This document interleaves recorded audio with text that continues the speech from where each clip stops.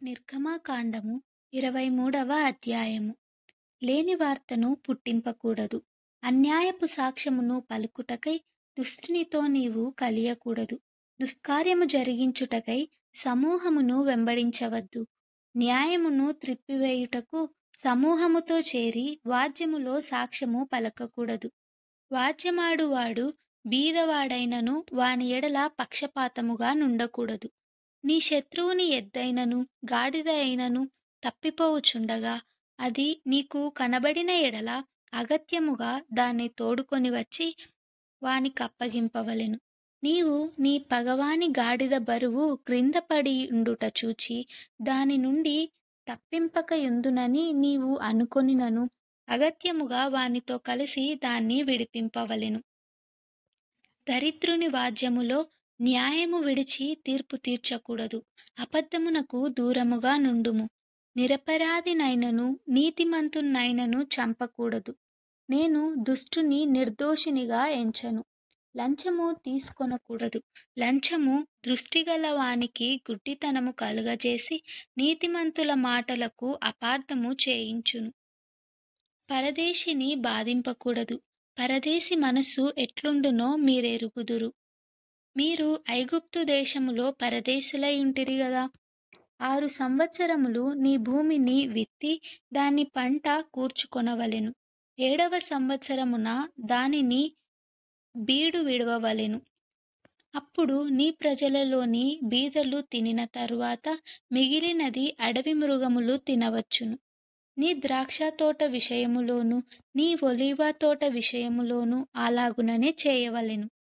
6 దినములు నీ పనులు చేసి నీ ఎద్దును నీ గాడిదయు నీ దాసి కుమారుడును పరదేశియు విశ్రమించునట్లు 7వ దినమున ఊరకై ఉండవలెను. నేను మీతో చెప్పిన వాటన్నిటినీ జాగ్రత్తగా గైకొనవలెను. వేరొక దేవుని పేరు ఉచ్చరింపకూడదు. అది నీ నోట నుండి రానియ్యతగదు. సంవత్సరమునకు 3 మారులు నాకు పండగ ఆచరింపవలెను.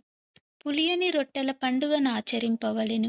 నేను నీకాజ్ఞాపించినట్లు అబీబు నెలలో నీవు ఐగుప్తులో నుండి బయలుదేరి వచ్చితివి గనుక ఆ నెలలలో నియామక కాలమందు 7 దినములు పులియని రొట్టెలను తినవలెను. నా సన్నిధిని ఎవడునూ వట్టి చేతులతో కనబడకూడదు. నీవు పొలములో విత్తిన నీ వ్యవసాయముల తొలి పంట యొక్క కోత పండుగను, పొలములో నుండి నీ వ్యవసాయ ఫలములను నీవు కూర్చుకొనిన తరువాత సంవత్సరాంతమందు ఫల సంగ్రహపు పండుగను ఆచరింపవలెను. సంవత్సరమునకు 3 మారులు పురుషులందరూ ప్రభువైన యెహోవా సన్నిధిని కనబడవలెను. నా బలుల రక్తమును పులిసిన ద్రవ్యముతో అర్పింపకూడదు. నా పండుగలో నర్పించిన క్రొవ్వును ఉదయము వరకు నిలువ ఉండకూడదు. నీ భూమి ప్రథమ ఫలములో మొదటి వాటిని దేవుడైన యెహోవా మందిరమునకు తేవలెను. మేకపిల్లను దాని తల్లిపాలతో ఉడకబెట్టకూడదు. ఇదిగో, త్రోవలో నిన్ను కాపాడి నేను సిద్ధపరిచిన చోటుకు నిన్ను రప్పించుటకు ఒక దూతను నీకు ముందుగా పంపుచున్నాను.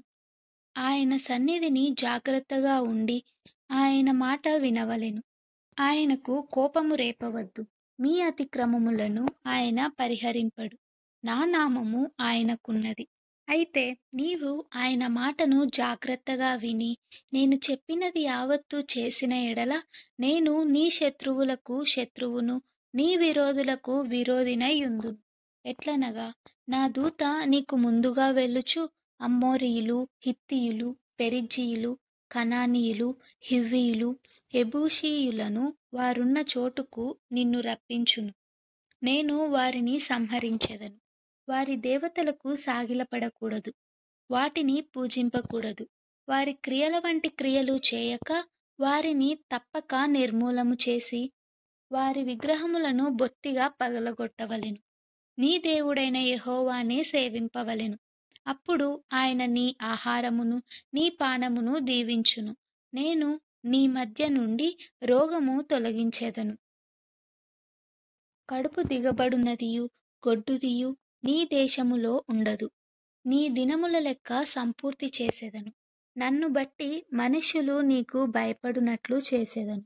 నీవు పోవు సర్వదేశముల వారిని ఓడగొట్టి, నీ సమస్త శత్రువులు నీ ఎదుట నుండి పారిపోవునట్లు చేసెదను.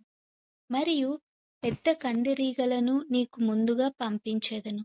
అవి నీ ఎదుట నుండి హివ్వీయులను, కనానీయులను, హిత్తీయులను వెళ్ళగొట్టను. దేశము పాడై అడవి మృగములు నీకు విరోధముగా విస్తరింపకుండునట్లు వారిని ఒక్క సంవత్సరములోనే నీ ఎదుట నుండి వెళ్ళగొట్టను.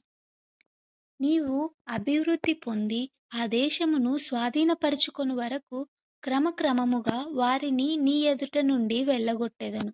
మరియు ఎర్ర సముద్రము నుండి ఫిలిష్తీయుల సముద్రము వరకును, అరణ్యము నుండి నది వరకును నీ పొలిమేరలను ఏర్పరచెదను. ఆ దేశ నివాసులను నీ చేతికప్పగించెదను.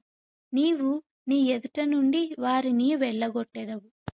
నీవు వారితోనైనను వారి దేవతలతోనైనను నిబంధన చేసుకొనవద్దు. నీవు వారి దేవతలను సేవించిన ఎడల అది నీకు ఉరియగును. గనుక వారు నీ చేత నాకు విరోధముగా పాపము చేయింపకుండునట్లు వారు నీ దేశములో నివసింపకూడదు.